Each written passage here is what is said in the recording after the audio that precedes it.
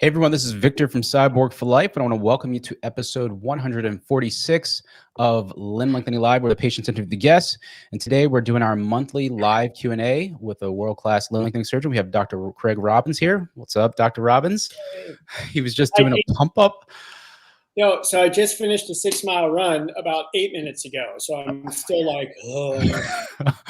That's insane. I don't know how you run like that. Do you get like tired, or do you stop, or do you just like go straight through? I did a half on Sunday, and yesterday I was supposed to run 6, but I was tired. I was tired. Tired run. My watch told me to do it, and I delayed it till today.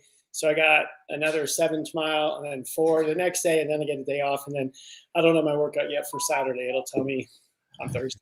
It would be scary to look at the steps on your watch. You have an Apple Watch? 30,000 on Monday. Oh my God. Yeah, I've done 300,000 this month already. Oh, I think I'm on a step challenge. I'm on a mileage challenge. I'm on a whatever. I did my most miles ever in a week, I think, which was 33, which is a lot. I mean, that's a lot of miles to run for someone who's not a runner. That's insane. Yeah. I think the most I've ever done was 28. And that was like at the peak of my cardio in my previous contest season. A lot of miles. I know it was, but not compared to what you're doing. But anyway, I have a different sport entirely. We'll have to talk about it sometime. I did a 67-year-old Ironman at the gym earlier today. So there's humility right there. That's crazy. Did he compete? Yeah, he's done 2 fulls and a bunch of halves, and he just had neck surgery, and I'm going to get on a bike group with him because I got to get back on my bike. I love it. That's crazy. Alrighty, guys. So what we are doing here, we do your live Q&A. So we're going to answer the submitted questions first, and then if anybody's in the chat, and then anybody that joins the panel, I think I posted the link in the description. If not, I'll do it in a minute. But let's go ahead and get started with the submitted questions. So here we are. Should say episode 146, doesn't matter. So this first one, Dr. Robbins, Dr. Penske is leaving practice. So this person's listening to your live streams. Now I gotta call him. Yeah. So this person wanted to get scar revision. He said that he's leaving. I got timeout. My dog is having an issue. Kisses.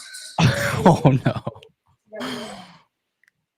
That's right, Casey. You got to learn. Stay over there. I have my dog over here. I've taught him to. Natalie, do you have any pets? No pets. No pets. See, because you travel the world, you do big things. Yeah, but yeah, that's awesome. So we're gonna get this question answered about the scar revision for Dr. Penske. Sorry, our dog Kisses, who you don't see much, is not doing well. Kisses. I'm thinking Marshall. Oh my gosh. No. Kisses, our 14-and-a-half-year-old girl, in the last 2 weeks has kind of lost function in her back legs. So anytime she wants to get up to go to the bathroom or move, she gives a whimper. So I have to pick her up and help her. So going to see the vet tomorrow. But anyway, I had no idea Dr. Penske was leaving. I will reach out to him and find out. I know he had a partner. I don't know if that's, I don't know. Thanks for the notice. Yeah. So apparently this person I will find out. They listen to you. All right. Question number 2 is, I'm a 38-year-old, 5'9" guy, considering limb lengthening. I have mild C scoliosis, 10 to 15 degrees with apex of T to 12 to L1. It doesn't cause discomfort, but he says that it does cause an inch shorter on one side. Slight pelvic imbalance. It's visible in x-rays, which he did send. He has 3 questions here. The first one is, could surgery, limb lengthening, worsen his scoliosis? So we'll start with that. And then this is his x-ray. Yeah. So we don't know if that's standing or sitting. It doesn't include the floor. So you may have a leg length discrepancy, and that's why your pelvis is off. We don't know. That is a minute. Like, I'm not a spine surgeon. I was a long time ago. But if you're 40 with that curve isn't going anywhere, and limb lengthening is not going to change it. But what you might find, because you have that, unless you tell me that before you had that x-ray, you knew one leg felt shorter. Let's say, I can't see your hip. So let's make up a number. It's 2 centimeters short, like 3/4 of an inch. Then as you're lengthening, when you get close to your goal, we'll repeat a standing x-ray that shows the floor to your hips, and we'll see if that difference has changed. If it's 2 centimeters and you've never felt it and it's never bothered you, then we'll leave it like it is. But if you say, you know what, I think it does bother me, then we would consider making it smaller. Now, if it started as a 2 centimeter difference, which is a very high end of normal, but let's say it was, then what we would do is lengthen you a little bit every day for about half, or until you feel like it's too long. Because the worst thing you could do is be 38 with a 2 centimeter difference, have someone lengthen you till your pelvis is now equal, which it's never been in your whole life, and nobody's is equal. 10% of people have a 1 centimeter difference. The worst they could do is make your hips level, and your back has had that compensation for 38 years, so now you feel like you're like this. So I tell my patients who have a difference that's significant, like a centimeter or more, yeah, we can shrink it some, but we're not going to shrink it all the way. And the benefit of lengthening a little bit every day is you could quite literally add 1/4 of a millimeter at a time for a week or so until you get to where it feels good. And maybe it feels good with a 1 centimeter difference. Great. Now you're really, really in the range of normal, and we'd stop. So that scoliosis is not likely causing that pelvic obliquity because you don't stand on your spine, you stand on your feet. So you touch the floor first, then your knees, then your hips, then your pelvis, then your spine takes off. So we often see curves that come from a short leg, but that's not what that looks like. But again, I'm not a spine person. I can't tell how much rotation is in that. But I would get a standing x-ray floor to head, if you could. That's called an EO scan. At least floor to the top of the pelvis. And then if you really wanted to be quirky with it, you could repeat the same x-ray standing on a lift to level your pelvis and see what it does to the curve. But no, lengthening is not going to affect your curve. That curve is mild. I don't expect it to change anything significant over the next 70 years of your life. No difference doing femur or tibia, but your hips will likely get tight during femur lengthening, as everybody's do, and that will stretch out with time and aggressive therapy during lengthening. Make sure you go to a reputable place with good physical therapists. Absolutely. All right. Well, that's Any other questions? That I think that's what he answered. I think, but no, he has another part of his question. Actually, I think you did answer it. Yeah, does femur lengthening? You're not going to get remodeling. You're 38. You get remodeling when you're young. So you're not going to get remodeling. Maybe there's another word for that, but yeah. No, you're not going to get remodeling. Okay. So that is that. Okay. So next question here. So that was that one. This is for HME. They're just wondering, does femur lengthening, could it potentially affect bone healing? He's 32 and he's 100. No. So depending on where your lesions are, those lesions heal very fast. So we would obviously try not to cut through a lesion on purpose, because we've had patients with limb length discrepancy unilateral because of a lesion, and they've actually healed so fast, even lengthening faster than typical. But so no, we have done lots of limb lengthening in patients with your condition, whether it's one leg or 2 legs. It can be safely done. You really want to make sure you have a very, very good evaluation by somebody who's familiar with that condition, because a lot of times, especially in lower extremity lesions, there can be what you think is asymptomatic problems with nerves being stretched around lesions that you've had for your whole life, and your baseline is having nerve irritation without you knowing it.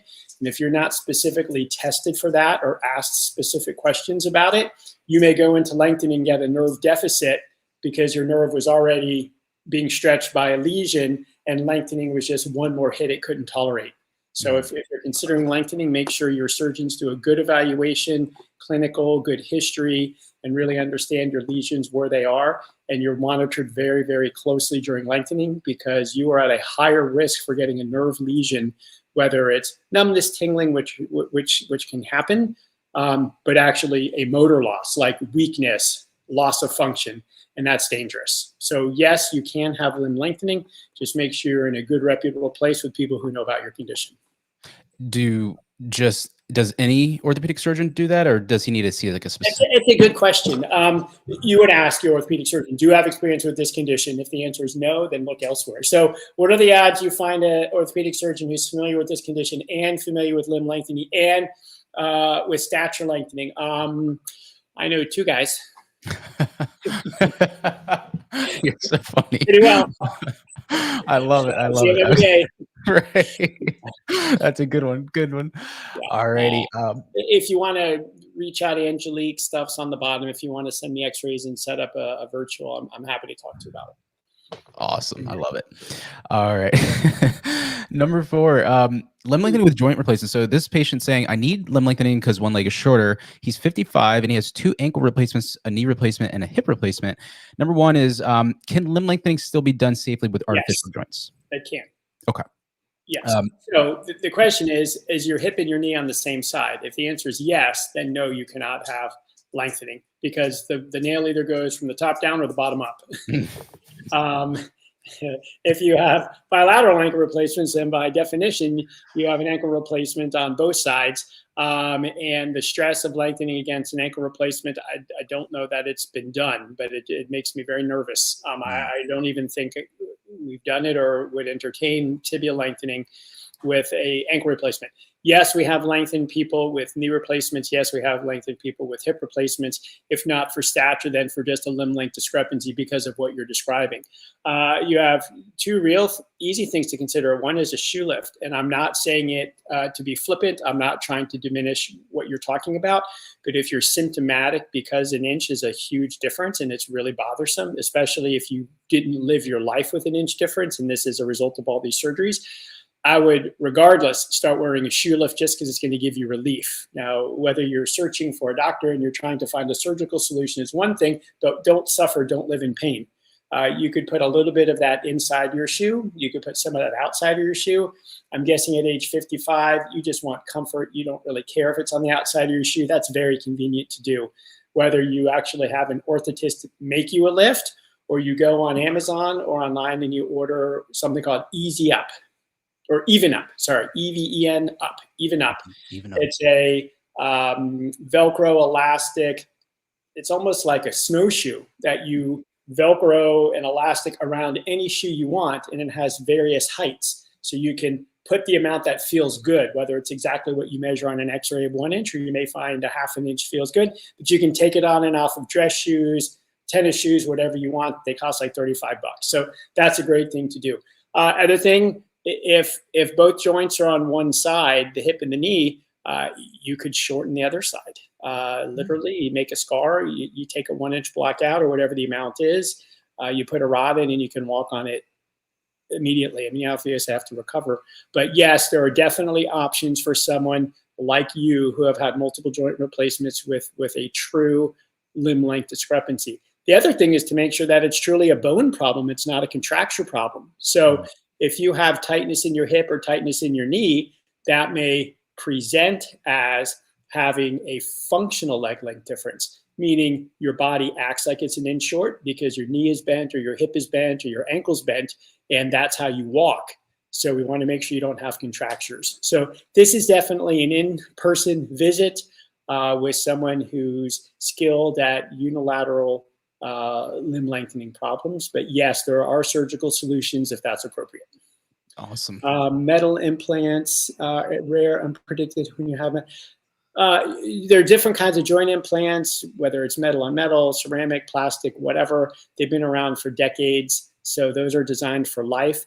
If you have lengthening with a lengthening rod, at least the FDA approved precise nails, those will be removed a year to 2 years after because they don't know the long term because of the magnets and the different metals in there. So that would mitigate against there being a problem because that nail gets removed. Gotcha. I hope that answers all of your questions. So I've heard that people with joint replacement, sometimes do they ever have to get that replaced, the joint replacement? Or yeah, so a joint can wear out, so to speak, either where the metal is fixed to the bone or where the plastic between the two metal pieces wears out. There's lots of causes of failure and lots of things that could lead to needing a revision. Sometimes it's a total replacement of the replacement. So you have the bottom part of the femur, the top part of the tibia, and then the part in between. Sometimes it's just the part in between, which is plastic generally. Sometimes it's just the femur, it's just this. So they're not all revisions are created equal, and sometimes it's just a simple, I say simple, it's just a simple change of the plastic. It's not replacing the metal in the pelvis or the metal in the femur or the metal in the tibia. But yeah, if you're very, very active on it, you have a chance to wear it out. It's cycles. If you put 1 million cycles on it, you have more chance for wearing out than if you put 10,000 cycles on it. You guys are all probably too young to remember Bo Jackson. Bo Jackson was a What did he play? He played baseball and football, I think. He had a ceramic hip replacement when he was like 20 something. Whoever heard of him again after that? Unfortunately, it just, doing some things on your total hip is fine, but professional sports, let alone two, is probably not the best, unfortunately. That's kind of like me with my track and field and then bodybuilding. It's like my knees are like aching now. So Right. Yeah. Do your joints hurt from running and stuff? That's a really good question. So I ramped up my mileage slow. I follow my watch. My watch tells me my workouts. I think you remember in January I got this weirdo foot pain and I took 3 weeks off. I listened to my body. I don't ache. I mean, when like my 2-hour run on Sunday, my knees were getting a little wonky at the end. But I stop and it goes away. Okay. So you listen to your body. You're smart. Yeah, easier said than done. I'm not stretching enough. I'm trying to hydrate. Holly's big on hydration. While she's recovering from her shoulder surgery, she's doing Lane Norton's nutrition course. Is she? She's going to be a certified nutritionist after this. Yeah. That's so cool. Wow. So, we just review that stuff every day. I didn't know he had a certification for the nutrition course. Yeah. Oh, it's that's cool. awesome. Like it goes to Australia. He's got an education company he works with. So the modules are very user friendly. It's like conversational with little animated. And she's got her PhD equivalent. She became a physical therapist before it was officially a PhD. Now all the newbies who come out have their PhD. She had PhD equivalent, but they only call it a master's. But master, she knows this stuff. She's been doing this for 25 years. So experience matters more than so I trust Holly more. No, it's true. So you're on an airplane and they call for a doctor. You kind of look to see what the problem is. So yeah, of course I want to offer help, but I give anybody who's willing to deal with emergencies on airplanes first right. So absolutely fine. Is there a doctor on the plane? I get up, I go, and this person's having a seizure. And there's a woman very expertly tending to this person. So, hi, Craig Robbins, I'm an orthopedic surgeon. Can I help you? And she says, I'm so-and-so. I am a seizure specialist at the Neurologic Institute of the Universe. I am nurse so-and-so. And I was like, nurse so-and-so, you're killing it. You're in charge. I'm your assistant. It's not about titles. It's about experience. That's so true. Right? That's so true. Who can handle it in the moment? Needless to say, she rendered expert care and the guy was great and good for her. Good for her. Yeah. That's so cool. I love it. But yeah, I think that's so great that Holly's doing that because think about physical therapy and nutrition. They go hand in hand, I know. Food is medicine. Hippocrates said it 2,000 years ago. How long is the course for? Is she? I think it's self-learning, self-paced. Yeah. 14 weeks, I think, on the quick end. Mm-hmm. Okay, cool. Well, you have to keep me posted about that. I didn't know, because Lane, I came up with, he's older than me a little bit, but in the bodybuilding world, when he was doing natural bodybuilding, when I was doing it, I'd read all his articles, learn about it, and I learned how to diet from the guy. So, a lot of stuff. Man. He's legit. He's one of the few legit guys. He's funny. As I describe him, because you came up with him, so apparently when he was a little aggressive, absolutely. And he would intimidate you with his size and strength, but also with science. Yes. Now he doesn't.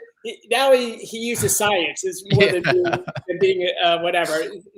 Self-proclaimed, he's called himself an asshole. But I just recently experienced him, and I can imagine there was a time when he'd probably get in your face and come after you and scare you. He would. Quoting nutritional literature of a double-blind study done in 1973 or whatever. So, bodybuilding.com, all Lane's little articles and forums. It was great stuff. Oh man, you remember that? It was great stuff. Yeah.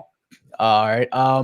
This next question just came in earlier today. It's basically, he has a friend who's 24, but when he was younger, about 14, he got a kick to the groin, and he said that he feels like his growth was stunted between the ages of 12 and 14. So the overall question here is, can a forceful impact to the groin of a male affect skeletal growth? I mean, so it's an interesting question because the testicles are where testosterone is produced, and between age 12 and 14, you're hitting big growth spurts.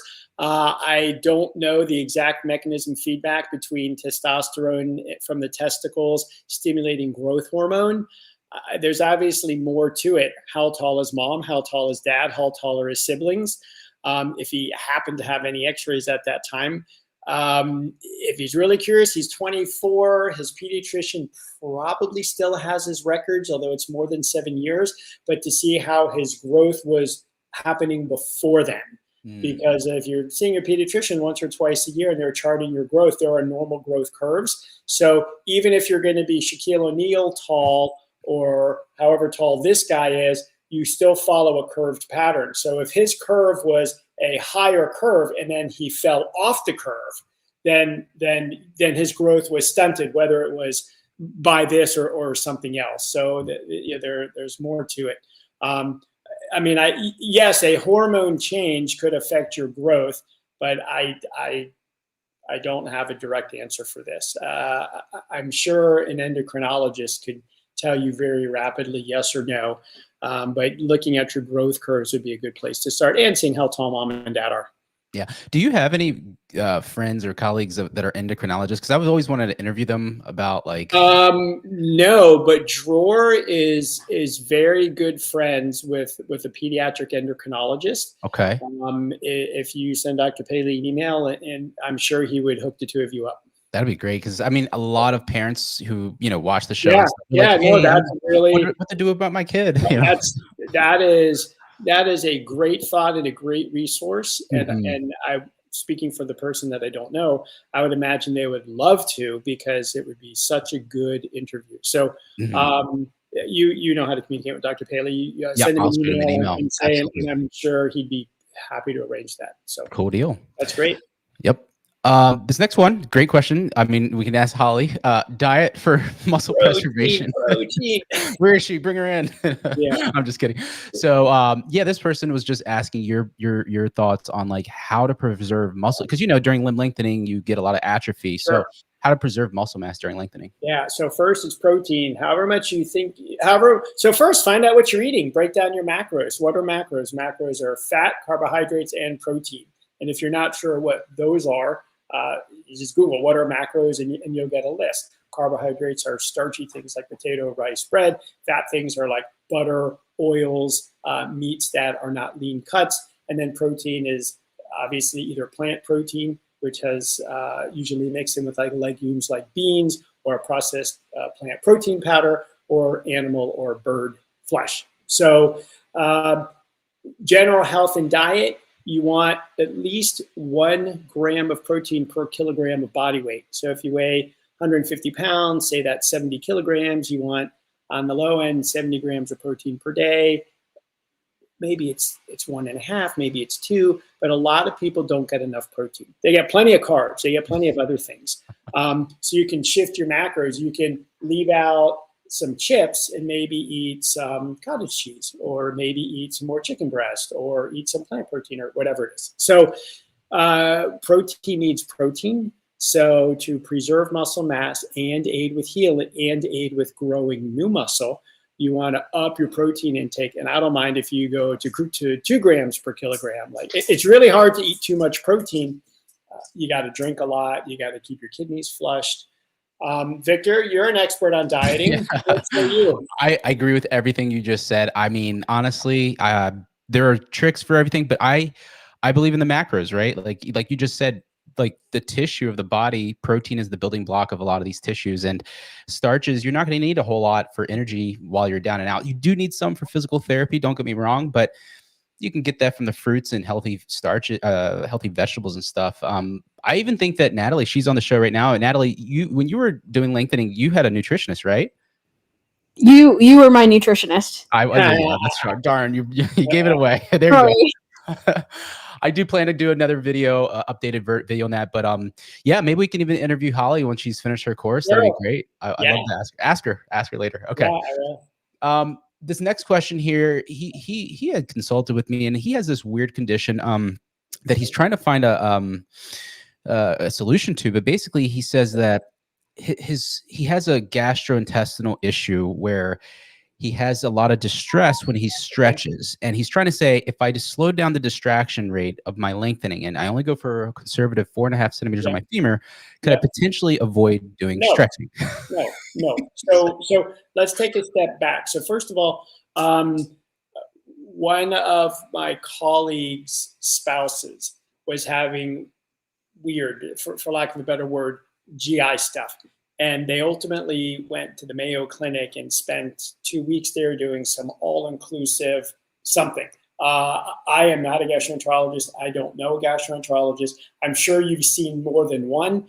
I think this is something where you go up the mountain and you ask your gastroenterologist. Obviously, you and I don't have an answer. Who do you recommend? And unfortunately, with rare things like this, you may have to spend some time researching it. Very fortunately, most people nowadays do virtual. So at least it's not 10 years ago where you're having to get on a plane and fly all across the country. I think you're going to have to, which I'm sure you have been. You've been dealing with this for a while, it seems. I don't even have a place to start you with. But you start with your last gastroenterologist. Who would you go to? Who trained you? And that's first place I would start. If you're having some sort of generalized metabolic condition, the last thing in the world you need to do is seek an elective surgery.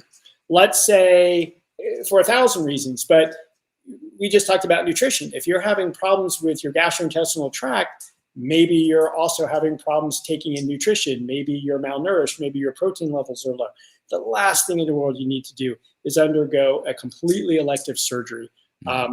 My oldest patient is just turned 68. So you're probably not 68. You got a long time you can do this. No. So let's take it back to your question. Can you avoid stretching? No, zero, no way. No. I'm sure someone will do your surgery. Yeah. I will not. Right. No. So no, I don't even know a neurogastroenterologist. I am so sorry you're going through this. I know. No, I don't. If there is such a thing, which I assume there is because you're labeling this, you've done this before. Who is the neurogastroenterologist on the East Coast or the West Coast or within 500 miles of where you live? There can't be many of them. One more thing to consider. We have someone who works with us who has a dwarfing condition. And she took it upon herself to create a foundation. And she put on a symposium with doctors, physical therapists, healthcare providers on the podium. And the audience was families and patients with these rare conditions. So she got 200 people from all over the country with incredibly rare conditions to come in.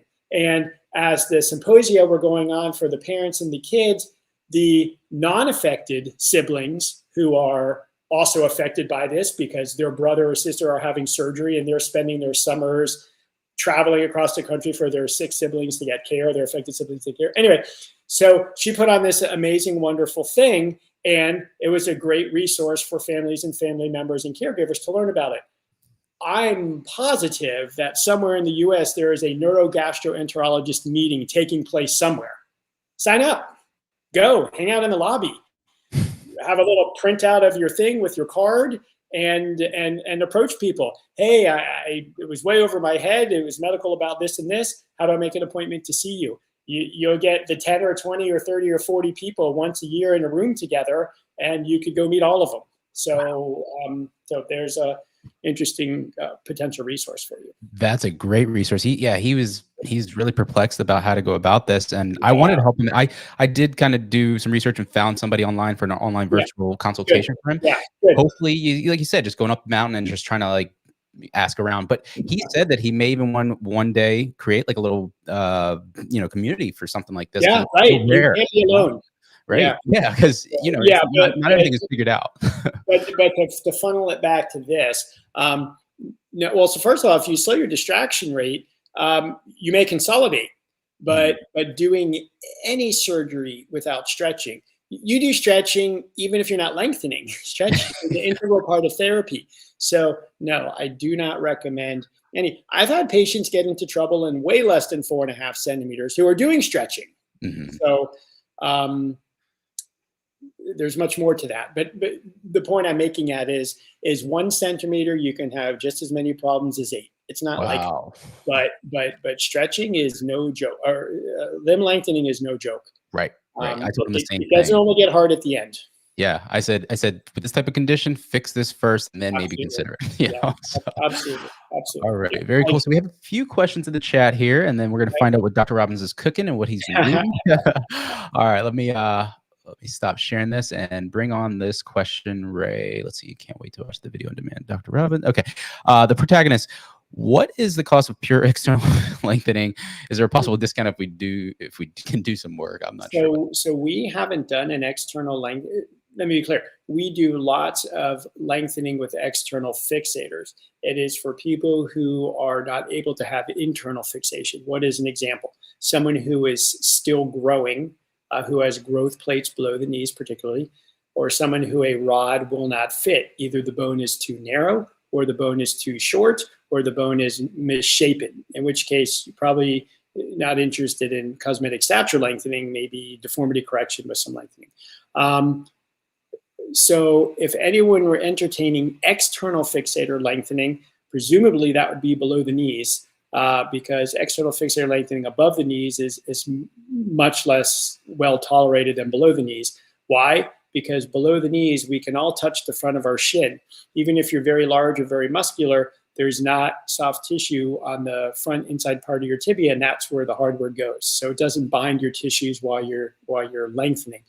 But if you're doing a fixator on the femur, by definition, you're going through muscle to get to the bone, and that can inhibit lengthening. That's why people do fixators to obtain the length, and then they put a rod to maintain the length, and they get the fixator off. So the goal is they do that to keep your time in fixator is much less. It's only for the time of distraction, not for the time of consolidation.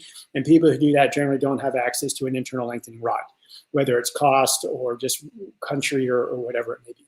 So is there a possibility of doing external fixator lengthening below the knee? I guess so. What's the cost of an external fixator compared to an intramedullary lengthening nail? Honestly, I don't know, but I can't imagine the difference is that much different. So then it comes back to the question, why would you do external with the pins and the wires and all the potential problems when you could do internal without it? Yeah. So it's an interesting theoretical discussion. Is there any possible discount if we can?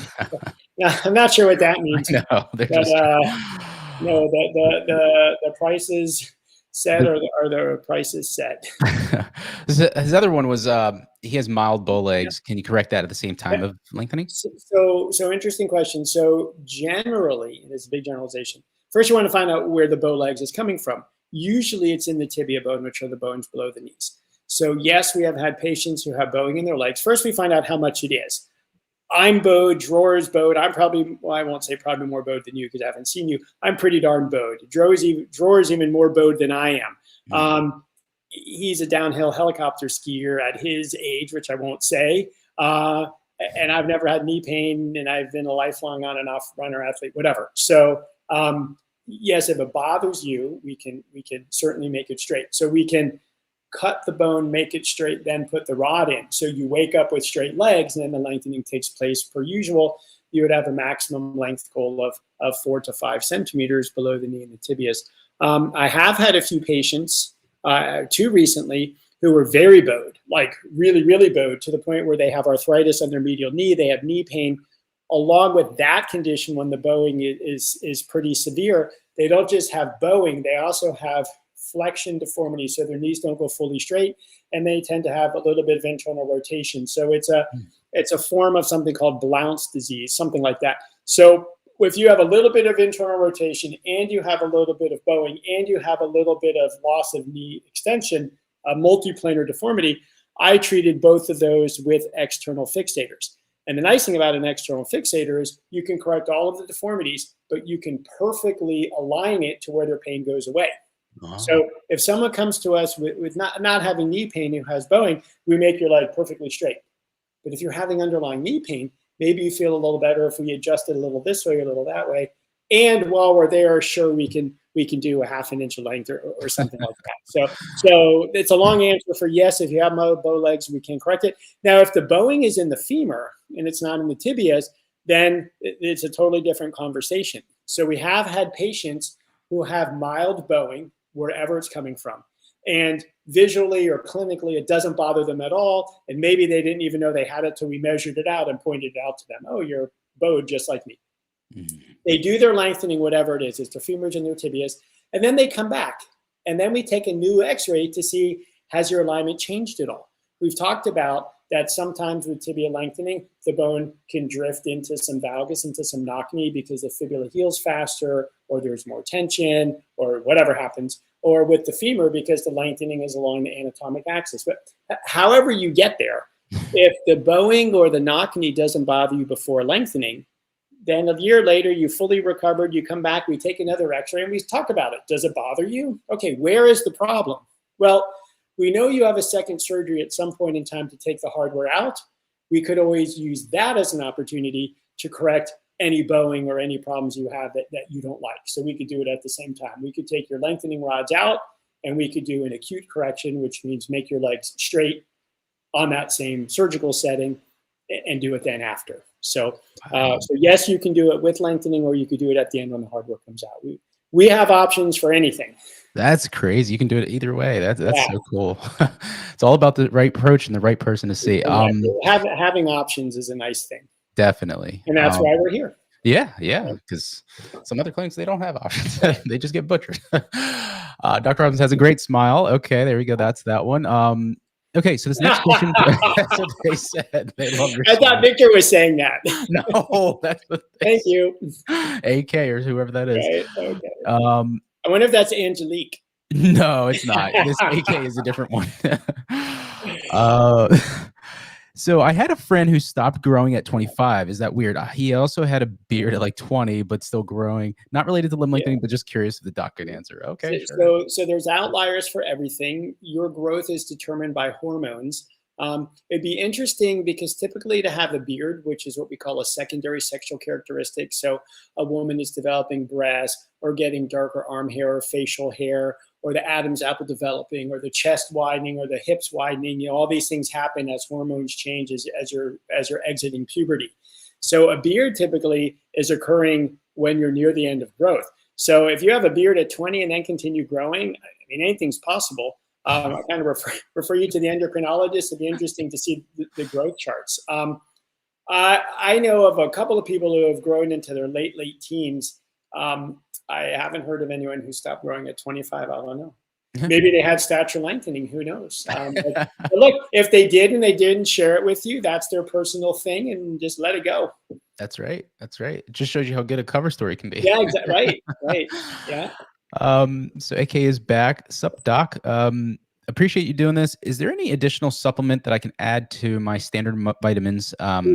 They did 4.5 centimeters on the tibias, so and they want to get What are you doing? So how is your flexibility? I hope your knees fully extend. I hope your ankles go past neutral. I hope your subtalar joints have good flexibility. I hope you're wearing braces. Taking a vitamin today is not going to make up for poor regenerate tomorrow.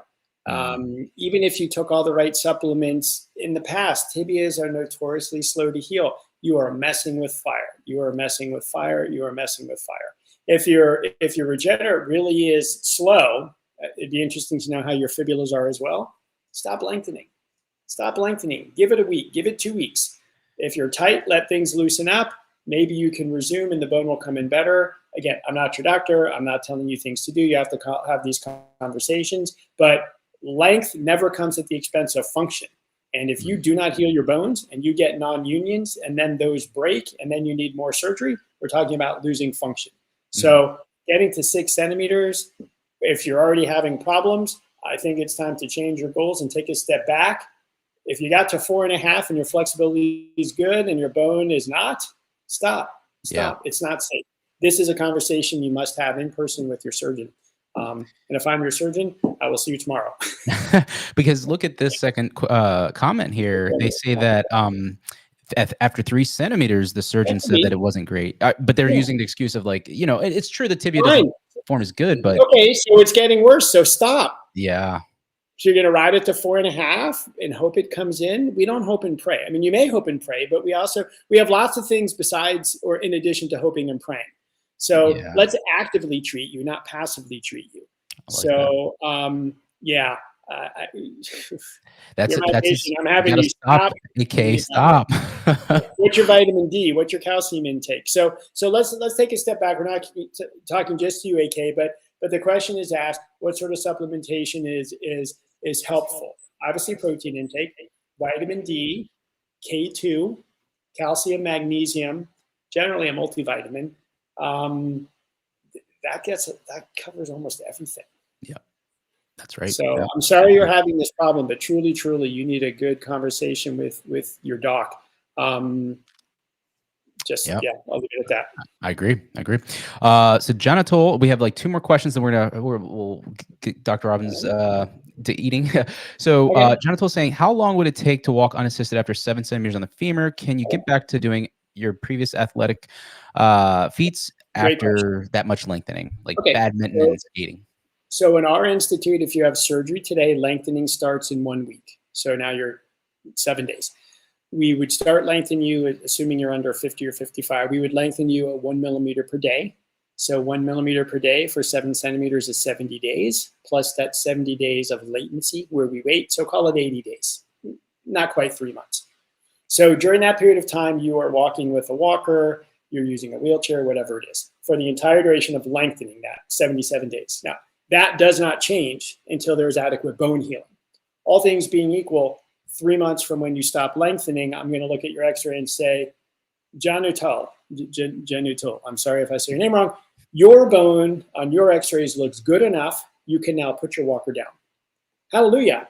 You just spent 77 days lengthening, you just spent 90 days healing, it's now 5.5 months since your day of surgery, and you're now allowed to walk unassisted. Are you able to physically walk unassisted? No, you're not, because your flexibility is still coming back, your endurance is coming back, your walking muscles and all your stability and your core muscles have deconditioned. That needs to come back. Well, if you sit on your computer and work 12 hours a day, it's not going to come back as fast as if you're doing 3 to 4 hours a day of just walking or getting in a pool or stretching or whatever it is. So there is definitely a time in to time out, and the faster your rate of recovery. But all things being equal, it is at least a few months. So let's be clear. You're walking unassisted if you're able to 5 to 6 months after you finish. What's your endurance? Are you going to go up and down stairs without holding on? No. Are you going to be able to go to the mall without using something? No. But you can do short distances around your house for sure. So let's say it takes another 2 to 3 months to get your stamina, your strength back. So that's 8 months to 9 months-ish. We generally say, all things being equal, a year from surgery, you're walking down the street normally and nobody's going to know you had anything. Can you get back to sports? We sure hope so. That's the plan. Send us pictures, send us videos, show us what you're doing. The only functional predictable difference is in deep squat. Because when you deep squat, like you're sitting in a chair, look down now at your femurs. Well, your femurs are now protruding almost 3 inches, 7 centimeters more than they were. When you go to rise, you have to lean forward to bring your center of gravity forward. So you have to lean forward more to rise. So imagine now you have weights on your back. It will affect your squat. Doesn't mean you can't do it, but it will change your mechanics. I've told the story before of our very experienced downhill skier who did all the calculations, and he was going to lengthen exactly 6.5 centimeters in his femurs. So when he was leaning forward going downhill, the skis didn't hit him in the face. What? And he faithfully reported, thank God he didn't do more. He calculated it perfectly. The skis don't hit him in the face, and he got a 6.5. So our patients return to their sport, whatever it is. That's the expectation, and that's surely what we hope. Now, remember, you took a year off to do your surgery, and all of your peers kept playing. Yep. You now also have body mechanics that are different. So it's probably going to take you another year to get back to where you were. So give yourself some grace. Don't be disheartened. There is muscle memory in there somewhere. It'll come back faster than if you never played the sport before, but you do have a new body now. Yep. So give yourself some grace. But yes, the expectation is full return. Absolutely. Yeah. That's so crazy about the skier. Yeah, right? I love that story. All right. We got real quick. We'll take 2 more and we'll wrap it up. So DJ Sauer, he said, Dr. Robbins, what are your thoughts on some surgeons doing a gastrocnemius recession for tibia lengthening to allow patients to push through more length? No, because muscle lengthening, recession, whatever you want to call it, one, it's more surgery. There are potential problems or complications. You can get weakness. In general, a gastrocnemius recession is not going to cause weakness because you're not changing the tendon length. But anyway, no, if your body is fighting you, then why not listen to your body? We don't do prophylactic soft tissue releases below the knee. We do nerve decompression, which is different. If you get tight, we stop. Now, if you're like the other person and your bone regeneration isn't very good, you could stop for a week or two and make rapid progress in a week or two with good home therapy, formal therapy, wearing braces, splints, whatever, and resume. And I have plenty of people who, for whatever reason, they get tight, we slow them down or stop them for a period of time. Because you're at the Paley Institute, you have access to your therapist 5 days per week. I'm available, Dr. Paley is available. We see you regularly, more often than every 2 weeks if needed, and we will customize your treatment to help you reach your goal. But we're going to be realistic too. I'm never going to tell you 6 to 7.5 or whatever is realistic. 4 to 5 is realistic, but even that's hard to do. Now, I have someone who's about to finish 6. Wow. That person works very hard. We went very slow. They did not have a problem staying longer. That costs more money in hotel. They did not have a problem buying more PT than what is covered in their thing. Not everybody has time or money to spare like that. Some people have strict visas, or they have something to return to, or school or work or kids or families or whatever. So we will customize a plan for you. That makes me nervous. I would love to see what your bone is like at 6.5 to 7. So now you're going to do the soft tissue release, and then it's going to take you 4 months more to heal, and then you need a bone graft for the tibia. Yeah, I've seen it. People come to us like that, thankfully, before they have the soft tissue release. So they're stuck in Aquinas, and they have a 5 or 6 or 7 centimeter gap with no bone. Ooh. We literally take the screws out and compress the bone. You lose your length, but it stimulates healing and you get your soft tissues back. It just doesn't make me happy. I'm nervous for you, unfortunately. Yeah. So but no, you're not too late. Yeah. I talk to him sometimes in my community. I don't think he's done it. He's just asking about it. But I'm not so happy with it. Not a good idea. I don't like treating problems with surgery that can be treated or should be treated without surgery. Yeah. That's true. Surgery is a big deal. Surgery is not to be taken lightly. Problems can happen. They're very rare, but you can't have a surgical complication if you don't have surgery. And let's be clear, this includes the initial surgery to have the stature lengthening. Yeah. Victor and I have talked about this at length. This is not a typical cosmetic surgery. And I'm not diminishing a nose job or Botox or a lift or a tuck or whatever, but in general, it's all under that umbrella. It's a cosmetic body changing procedure, but it's very invasive. Yep. There are risks, loss of function, permanent problems, malunions, non-unions. They're very rare, but if they happen to you, it's a big deal. Yep. So we don't go into this lightly. And this is my livelihood, not just the stature, but I have this conversation with all of my families, anyone who's going to have surgery, whether it's cosmetic or not. It's a big deal. You really have to understand the potential risks versus the benefits and decide, is it worth it? Put yourself in the face.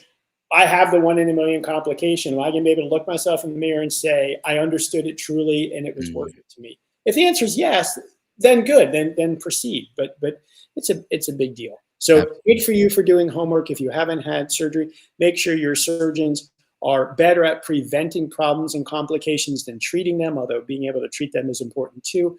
But we pride ourselves on our excellence because we know what problems exist and we work so hard to prevent you from developing them. Doesn't mean it doesn't happen, but we work really hard to keep you from getting into problems. And you don't know what the problems are. That's my job, is to educate you and help you. That's why you come to us. That's why you're here. Yeah, exactly. That's why we have Dr. Robbins here to help you out. So, appreciate you guys doing this. Okay, the last one. This person had 2. So Jonathan, he's back. He's basically saying, do you ever operate in the Abu Dhabi branch? So Dr. Paley and 2 of my colleagues also go to Abu Dhabi. I will probably at some point, I'll be going to Abu Dhabi later this year. Angelique can tell you potential dates. So the surgery is done by Dr. Paley and our West Palm Beach team. The follow-up obviously is done by our expertly trained team who lives there, because we don't live there. We're only there every couple of months. How long before operation should contact you? I would reach out to Angelique ASAP, because he's only there for or the paleo team is only there for certain periods of time, and he's only there for a week. They're only there for a week. They only have so many spots, as opposed to West Palm Beach, we're here the other 300 days per year. So we have lots more flexibility in the schedule. So I would reach out ASAP to Angelique or Lena to get on the schedule as soon as possible. Good call. And then this last question from him, he's saying, is it okay to lose 15 kilos No. through water fasting 3 months before the surgery? What are you trying to accomplish? If you're trying to get below a threshold so you can stand or put less weight on your arms, no. That is the worst thing you could do. Water fasting. You can lose a half a kilo a week safely with exercise, with diet portion control, but you don't want to lose. We say about a pound a week, so about a half a kilo per week. No, but what's your goal? If you want to lose a ton of muscle mass and you want to deplete your micronutrients, that's a great thing to do, but that's not what you want to do. You don't want to deplete your micronutrients. Think how your energy is going to be low. You're going to be bonking. Your head's going to be in a weird space. I mean, that's kind of like a keto diet. You're putting yourself in keto. You will lose weight. You'll lose fat like crazy. If you're cutting for competition, you're going to look amazing, but you're going to have really bad training sessions. No, I don't mean to make light of this. It's nice you want to lose weight, but ask yourself this: how long did it take you to put on 15 kilos? Give yourself some grace. You're thinking about it. You're doing the right thing. Your decision to lose weight starts the next time you go in the kitchen. Yep. Give yourself time. It should take a while for 15 kilos to come. I've talked about this a bunch. I'm now about a year since I decided to get out of my fog, and I lost 30-something pounds. I lost about a pound a week. This is normal me. I was just bigger. Yeah. So anyway, so I lost about a pound a week, but I was eating right. I basically cut out carbs. I was keto for sure for at least 3 or 4 months, which kickstarts the weight loss. But I was taking my multivitamins. I was drinking a ton of water, and I was exercising. I did a 2.5-hour run in ketosis. It was terrible, but I did it. So, and then I started introducing carbs back. I still consciously avoid pasta, bread, things like that, but I am a sucker for chocolate. And I'm not as carb averse as I was, but I still have very high protein. Fat doesn't scare me at all. I modulate my weight with carbs and with exercise. I'm doing 5 hours of cardio a week. I should be able to eat whatever I want. But your body is so well trained, it's terrible. Your body is so well trained that as you get more fit, it gets more it gets harder to lose weight because your body's like, we need to store this, and your enzymes changing everything. I think I told you one of my running books. This dude was running 120 miles a week. Oh my gosh! And he had a hard time keeping weight off. Oh my gosh! It's unbelievable. Yeah, 120. 120 miles a week. So Janatul, do not water fast before your surgery. You want to kickstart weight loss through a short period of ketosis or something, fine, but not the month before. Do it 6 months before. Start feeling better as the weight's coming off. You're proving to yourself you're able to do this difficult thing. You're seeing changes in your face. Your clothes fit a little better. You feel better about yourself. That's amazing. And you're going to ride that positive feedback wave to every day making the right decisions on what you eat. And give yourself some grace, man. You want to eat a cookie, eat a cookie. You want to eat a biscuit, eat a biscuit. You don't have to be crazy. I'm all or nothing. I can't be partial. I don't have. I'm the same way. Yeah. I'm just not built that. I'm not that smart. I can't compartmentalize that well. When I cheat, I beat myself up and I go run. I do too. Unhealthy relationship with food, and I fully am aware of that. So, I keep talking about me, but I think it's nice because Victor and I think in 10 years. It's relatable. Yeah. This is hard. If anybody had the answer to weight loss, they'd be the richest person in the world. And maybe the people who make these peptides are winning. I don't know, but I don't want to do it with drugs. No. I don't. Because then you're killing your appetite, and then it's not natural. No. So back to you. You can get some weight off with the fast. There's lots of literature that short duration fasting is good for the immune system and apoptosis and all that great stuff. 3 months is a long time. You can get into real serious metabolic problems. There's something called water intoxication. What is water intoxication? So if I drink pure water, and I know someone who had this, like a certain amount, I am decreasing the density, the concentration of the water in my body. Mhm. My body works very hard to keep the concentration of my water, we call it the osmolarity, at a very set point. How do you know this? If you are dehydrated, your urine is very dark yellow and concentrated. If you are very hydrated, your urine is very clear. Your body modulates this. If you go on a pure water diet, you're going to lose the macronutrients and all the stuff we talked about. But you can put yourself into a situation where you have so much free water in your body that your cells start misfiring, you get an arrhythmia, and you can die. Ooh. So water fasting makes me very nervous. Yeah, I didn't Any even know. fasting makes me nervous. So I really strongly suggest you find a nutritionist because he or she can give you good science and give you a pathway. And if you're like me, if someone who knows more than you about something gives you recommendations, especially if you're paying for it, you're obligated to follow it. It sort of keeps you balanced. So I love that you want to lose weight. I think it's wonderful, but I think there are much better and safer ways, especially if you're pre-op. You don't want to be malnourished going into surgery.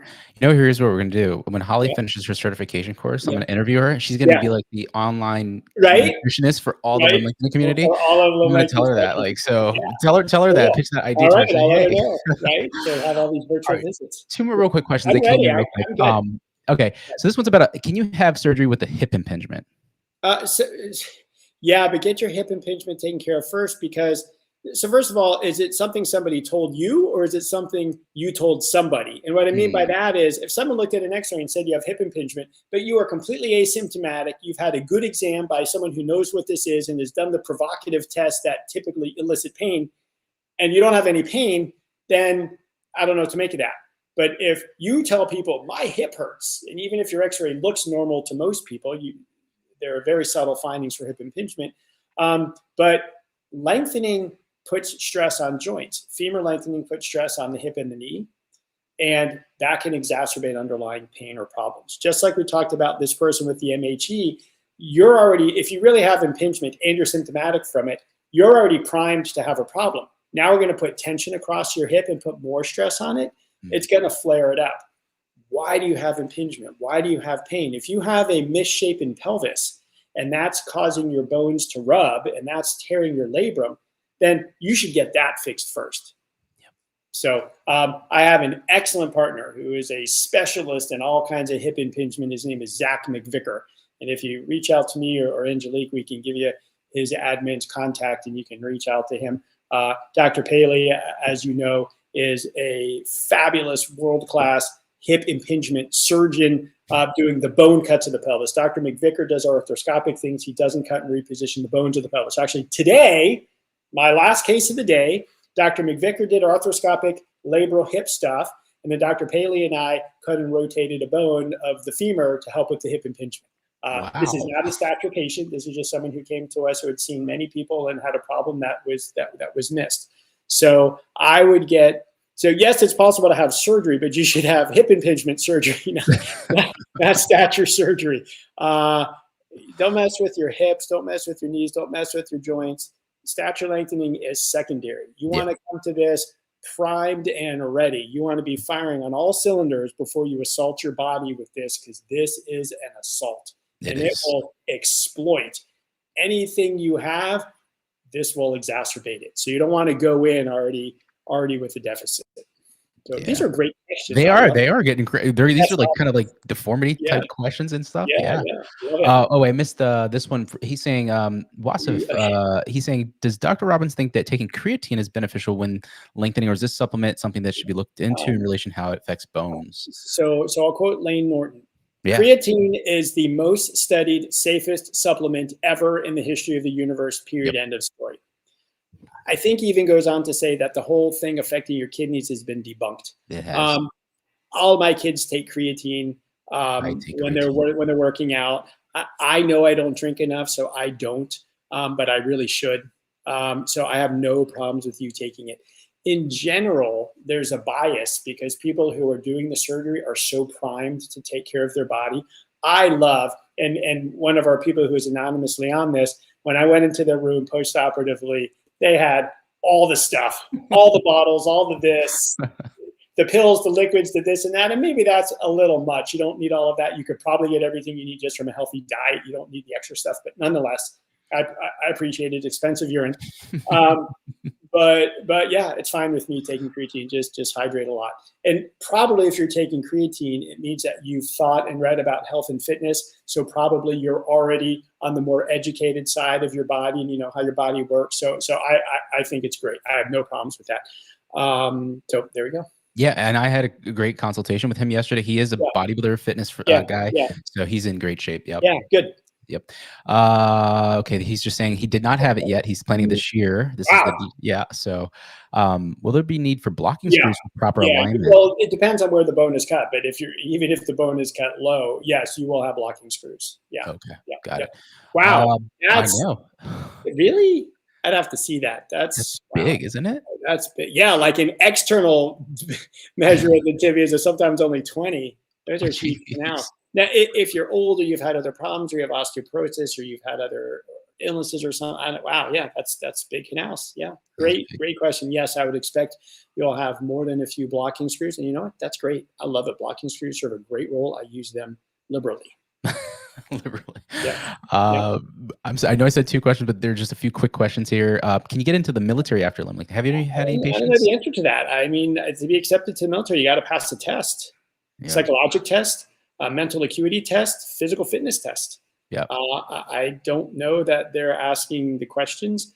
we have. Yeah, why am I smirking? I know 2 people who had surgery with us and then went to their home country and served in their home country's military. It was a country that had, you reached a certain age and you join the military, as opposed to if you're in the US where it's voluntary. I don't know. I don't know the answer to that. If the question is you can't join or whatever because you have metal in your body, well, we're going to take the metal out. How are they going to know? I don't know the answer to that. We have someone we just saw in consultation who is a pilot, and trying to how to say this without saying anything. I already said pilot. So there's a person who wants a job, and there is some job that requires a certain height. And this person is considering augmenting their body to reach a certain height threshold for a job.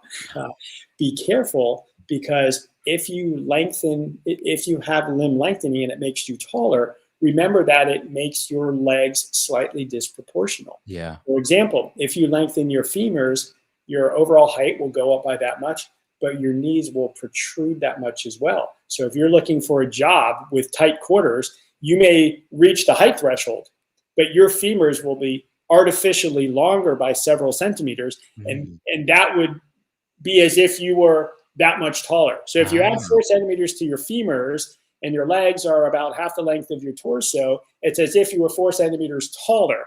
So that extra 4 centimeters would put you above a threshold where you can fit in the seat. We're getting very esoteric here. But but if you do your tibias, you shouldn't have that problem. So right. I don't know why not. I don't have an answer for you. Especially if they recover really well, they might be able to do it. Why not? So. Yeah. Okay. All right. Last question, and then we'll call it. Source code is for varicose veins. Does lengthening have any effect on veins or I don't know the answer. That's a really good question. So I personally, we've talked about me a lot today. Go me. I wear compression socks every day for the last 6 years. My PA Erica was hounding me about it. I didn't listen to her. My dermatologist was like, dummy. So I finally listened to the 2 of them, and I would be a miserable person if I didn't wear my compression socks every day. I don't know if I have varicose. I mean, people who have them terribly, it's obvious to see. I don't know the answer to that. I'm sure we've had people who've had it, the little superficial spider veins. We haven't had anybody who's had it as like a medical condition, because that would be obvious. So unfortunately, I don't have a good answer for you. Now, everything gets stretched. Everything gets stretched. And swelling is a definite problem with limb lengthening. And that's treated with hydrotherapy, massage, elevation, ice stretching, and all these things. But if you have a condition, whether it's varicose veins or anything, that's noted, that's discussed. We probably want to find out why you have it. Do you have just some inherent valvular problem? Do you have heart failure? What are the causes of your varicose veins? And certainly, as you're lengthening, if it gets to that point, we're going to watch very closely. If things are worsening or changing, we may have to adapt to you. Just because the other 99.5% of people who don't have varicose veins can lengthen 5 or 6 or whatever it is, maybe you can't because your body is fighting back. Okay. Remember, we're treating you, the person in the room, not the person next door who I'm waiting to see. So just a very quick answer. I don't know why that would be I don't know why that would preclude you from having this surgery, but it may warrant a visit with someone who is a specialist in varicose veins to do whatever the studies are to make sure that it's safe to proceed with you. Yeah, they'd have to kind of come clean and tell them about that. Yeah. So very cool. Yeah, so we're gonna call it there. So Dr. Robbins, what have you been reading and what's for dinner? Okay. Yeah. So I'm going down the rabbit hole. I think last month or 2 months ago, I told you about the book about alternate life that I listened to. Yeah. So there is a nationally known astronomer named, not Neil deGrasse Tyson, who most people know, but this guy's name is Brian Greene. Same idea. He's a little bit younger, but he writes interesting books about the universe and all things. So the book I'm on my last hour of is called Brian Greene Until the End of Time. Okay. So it's a really interesting look at, if you look at time in grand scales, what happens with physics? What happens to matter? What happens to life? Can there be sentience without physicality? It's an interesting metaphysical look, but there's also a lot of physics built into it too. So that's Brian Greene Until the End of Time. That's a 14-hour audiobook. So that's a short book. So there is a book that he references that he read, and I'm looking it up because I just finished that on it's only a 7-hour book. I listened to that at double speed over the weekend. It's Erwin Schrödinger, called What is Life? Erwin Schrödinger, if there are any physicists out there or mathematicians, Schrödinger is known for the Schrödinger equation. Schrödinger is a little bit older than Einstein, but he was a physicist in the first half of the century, big time with the rise of quantum physics. And so he wrote this book in the 60s as Watson and Crick were figuring out the structure of DNA, and as genetics was really evolving as a specialty. Mendelian stuff had just been rediscovered in the turn of the century. Anyway, so it's an interesting look on what constitutes life from the very verbally stated, I'm a physicist, what does it take to create life, from a truly physical interaction of matter, not talking about God or a spark of life or wherever, but what are the actual interactions of atoms and molecules that can take place to help with life. It's just an interesting, and he's German.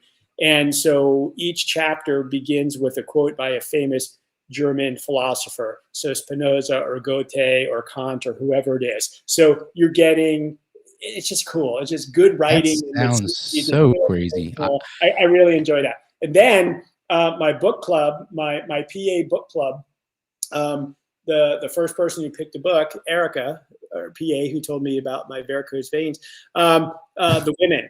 This book, I was crying every 10 minutes. So I had no idea what it was about. I didn't read the thing. I just jumped in. So it is written from the point of view of an 18-year-old girl who joins Vietnam in 1960s, like late 60s when the war was starting. Her older brother had just graduated the Naval Academy, and one of her older brother's Naval Academy classmates says to her, before they ship off to war, says, just because you're a girl, who cares? You can do great things too. Wow. And it's sort of a flippant remark like, hey, you're awesome, do what you want. But put into perspective, in the late 60s, there weren't a lot of people saying things like that. Not at all. And her father definitely never said things like that. So she ends up joining, becomes a nurse, and ships off to Vietnam at age 19 with no life experience. She from a very well-to-do family in California, and she jumps off a helicopter, and kids from a mine come rolling in with body parts hanging off. And then it is her personal journey over the next decade coming back. So now she's a woman returning from Vietnam, and she's got PTSD, but nobody knows what this is. Yeah. She goes to the VA, and they're like, you weren't a soldier. You weren't women didn't go to Vietnam. And she's like, I was there, but you weren't a soldier. And then and it is so touching. And I'm like, I'm getting all teary. I'm civilian. God bless the people who put their life on the line and do these things and have these horrific things that they live through for our civil liberties. I just thank you very much. It is an awesome book. So Kristen Hanna, The Women, I really enjoyed this book. And apparently she's written a lot. So I'll eventually get back to her. I just started again. I'm starting it tonight. Cixin Liu, The Three-Body Problem, my Chinese sci-fi. It'll be my third time reading the trilogy because I can go triple speed. I've heard it 3 times, and I have 1 more month on my running program. And then I'm just going to pound out another 50 hours of audio while I run. I love that book series. That's crazy. What was that called again? It's called The Three-Body Problem. A lot of people know there's a Netflix adaptation of the first book a year and a half ago called Three-Body Problem. Okay. So it's written by a Chinese author in Chinese, obviously translated into English. Yeah. There is a 30-part 1-hour series that now may be on Netflix, but it was on Tencent, which is a Chinese spinoff. Anyway, I watched it in Chinese with subtitles. Anyway, it's a really cool story. Imagine you're an astronomer and you see a signal coming from outer space, and it's some intelligent species that basically says, we are coming. We will be there in 400 years. And first you're like, 400 years, who cares? I know, I'll be dead. Yeah. But then there's people who are like, we got to start prepping now. And other people like, not my problem. Well, 400 years is coming one way or another. So this guy jumps through time. It is, but he creates this expansive world. It's amazing. And there's 3 series. So Netflix just picked up the 2nd and 3rd book, but I'm guessing it's at least 3 years before this series comes out. It's a great book. It's written from a Chinese author. So as an American reading this book, it's interesting how stereotyped the American characters are. Yeah. And I don't know how to say it any way than that, because I'm sure someone from China watching an American movie with Chinese people or Chinese cultured people in it are going to say, oh my gosh, that's so stereotypical. Yeah. And fine, that's the way it is. But it is, I really love this book series. So called Three-Body, Cixin Liu. It won all these awards. It's really, I love this book series. I'm going to read it again because why not? I know. I really do like sci-fi stuff, and it kind of goes with the whole name, cyborg life stuff. So I'm going to look into it. So. It's so easy. Like the other books, like these life books and Brian, I'm not listening at triple speed. I'm at like 1.6 or 2.0. But this sci-fi, I could listen at triple speed. Right. Plus, you said you listened to it before. I've listened to it twice. Yeah. All right. What's for dinner, Dr. Robbins? What's cooking? So my daughter graduated college. She's been home for a month, and she loves Louisiana food, Cajun food. So we did a crab boil last week. So shrimp, corn, potatoes, andouille sausage, boiled, all the yummy stuff. A lot of chicken, man. I hear you, chicken and broccoli. I'm trying to cut the red meat. I'm not against red meat, but I think I went through a phase where I was eating a lot. When I was keto, my numbers went up. It wasn't good. I cut out red meat for 2 months, and all my numbers totally normalized. So I bet I'm getting red meat 2 or 3 times a week, even though I'm only trying to do it once or twice. A lot of fish. Yeah. And a lot of chicken. Costco has this bottle of teriyaki and this bottle of Japanese barbecue sauce. That's what I get. Is it the bakun or the bottle? Yeah, the little. It is so good. I put that on eggs. Yes. It's like, and there's your carb. That's probably all the carbs you eat in a day. I actually slowed it down. I had to put it away because I was just. There's a lot of sugar in it. There's a lot of sugar. Yeah, it's so good. I make my own teriyaki sometimes, which is really good. But that takes time. You got to crush ginger and all. That stuff is so good. It's like cold pressed, and they have 3 different like flavors to it. It's so good. I love that. So good. Yeah. So, and that's easy. And chicken, you cut your chicken breast in half. Salt, pepper, throw it on. It takes 10 minutes. So, tons of chicken. My youngest, Oliver, my kicker, he's been on this. He's doing 75 hard now. Like his sister is like on day 50 of her 2nd round of it. Yeah. Eat clean, no alcohol, trying to cut out caffeine, work out twice a day. Like there's all these things. So he's losing weight like crazy. He's counting his macros. He's like, Dad, make chicken. And so everybody's on board. Like it's so. So she hasn't failed yet? 75 on the. So no, she did like 120 the first go round. What? While she was still a senior in college. Yeah, and now she's on 75 hard. She's got to be on day 50. So she'll probably get through it without failing through. Oh She'll yeah. get No, she just went to Jeez. New York with her boyfriend and did it. So yeah, she's probably gonna get him to do it, and this was like awful. She had a 45-minute run. She's like, "Hey, Dad, I'm going on a 5-mile run," and I had already run. You're on your own. So her boyfriend goes with her. He's a fit guy. He just walks around fit, but he's not a runner. He ran 5 miles with her at like an 8:40 pace, which is like kudos. For the next 3 days, he's walking like me every day. Like I'm like, oh my God. But they did it. Nice and young. Right. Right, to be 25 again or 23 or whatever. You can bounce back in like 2-3 days. Right. That's crazy. Dr. Robbins, thanks so much. We'll see you next time, man. Bye. Bye. See you, everybody.